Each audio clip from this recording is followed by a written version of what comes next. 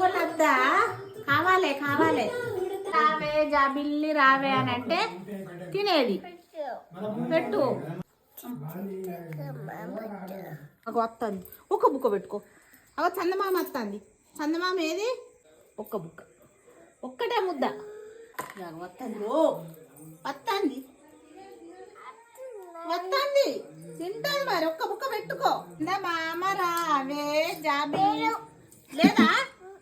ఉన్నది ఆడు ఉన్నది. అన్నం తినిపిద్దామంటే అస్సలే అన్నం తింటలేదు. సెల్లు పెట్టించి సెల్లులో చిట్టి చిలకమ్మ పాట పెట్టిస్తేనే నేను అన్నం తింటా, లేకుంటే తినా అంటాంది. ఇప్పటి కాలం తల్లిదండ్రులు వాళ్ళు జాబులు చేసుకునే వరకు వాళ్ళు బిజీ ఉండి పిల్లలకు సెల్లులు అప్పచెప్పే వరకు, సెల్లులతోటి వాళ్ళు ఆడుకునే వరకు వాళ్ళ పనులు వాళ్ళు చేసుకుంటాళ్ళు.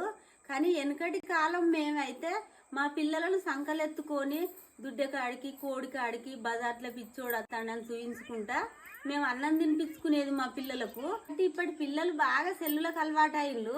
ఇప్పటి నుంచే సెల్లులు ఇవ్వడం వల్ల ఇగో మా పిల్ల మెడలు వంచి సెల్లును చూస్తుంది.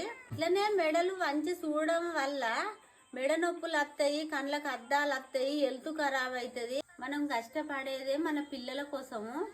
సెల్లులు ఎట్టి పరిస్థితుల్లో సెల్లులు అలవాటు చేయకుండి.